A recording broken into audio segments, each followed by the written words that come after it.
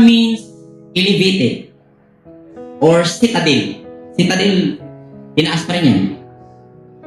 Sa etymology, to be high. Ipataas pa yun. 1 Thessalonica chapter 4 verse 17. Pagkatapos, tayo namang mga buhay pa. Pagkatapos, tayo namang mga buhay pa at natitira ay titipunin sa alapaap kasama ng mga binuhay upang salubungin ang Panginoon sa himpapawid. Sa gayon, makakapiling natin siya magpakailanman. Pastilan. Ingon kini ka mo to, rapture brother Roy. Tuong ni ka. May aram, may rapture kita.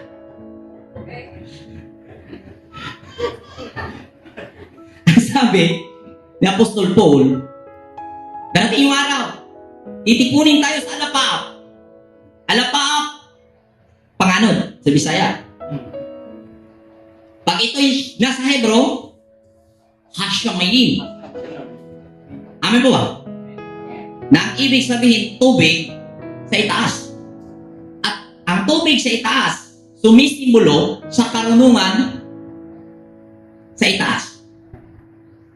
At mayroon pong dalawang uri ng karunungan. Nahahati sa dalawang uri yung mukha ng karunungan. Makalupa at makalangit. Gaya ng tubig, may tubig sa ilalim ng lupa at may tubig sa ibabaw ng lupa. Amin po ba? At doon, titipunin ang pinatutungkulan ni Apostol Pablo na ang mga kamalayan ito matuwid, ang mga kamalayan na matuwid, na sumampalataya sa ipinamahagi ni Misayang aral, manual ng buhay, ay titipunin ang kamalayan na yun sa mataas, sa itaas na parte sa bahagi ng karunungan. Yan po ang pinatutungkulan ni Apostol Pablo. At sabi nga ni Misaya, pag ang kasulatang ito, ang sulat na ito, pag nabasa sa mga taong nasa labas ng kanilang pagiging nativity, pagiging iluhim, hindi nila ito mauunawaan. Titingnan nila itong isang parabola na hindi nila mauunawaan. At kung kanilang uunawain, babasahin ito litra por litra at yun ang aasahan. Amin po ba? Yun ang nangyayari. Santiago chapter 4 verse 10. Magpakumbaba kayo sa harapan ng Panginoon at itataas niya kayo. Okay? Kung ating babalikan yung mga pangalan, lahat ng iyon ay nagpakumbaba at nagpasako sa Panginoon. At ang Panginoon dito ay ang may likha. Ang Yahweh, ang supreme being, at itataas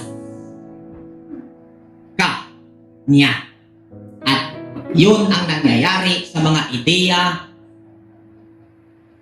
na nagmumula sa kaisipan ng pagiging matuwid.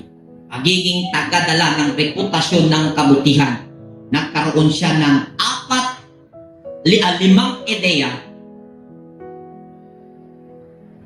At ang pinakahuli, itinataas siya. At yun din ang pinatutungkulan ng mga apostoles habang ipinangaral nila ang ibinahagi ni Misaya sa kanila. Ayun, si Apostol Pablo dito sa Thessalonian chapter 4 verse 17 na kung saan pinagkaguluhan ng mga Kristiyano.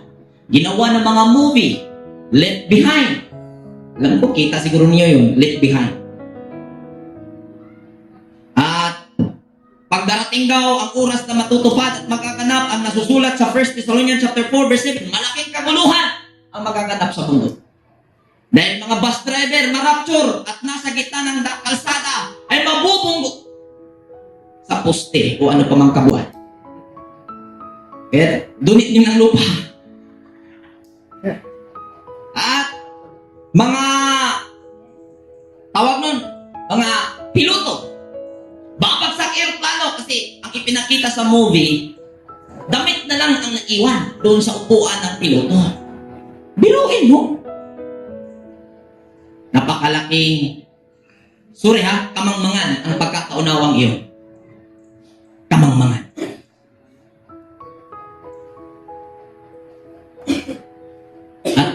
May mga iilan-ilan na naging kasama natin na umaasa sa ganitong kaunawaan. Malubyok na lang ng imong matag pinaabot, di ginamabot igsuon. Di ginamo ay gibuot ipasabot. Malubyok na lang ng imong kalimutaw og hinula, di gyud na moabot. Sabi Brother Alban, sa paghihintay mo na magaganap itong 1 Thessalonians chapter 4 verse 17, mas malaki pang chance tatamaan ka ng kidlat. Ha? May posibilidad pa yun. Pero ito, 0%. Negative. Wala.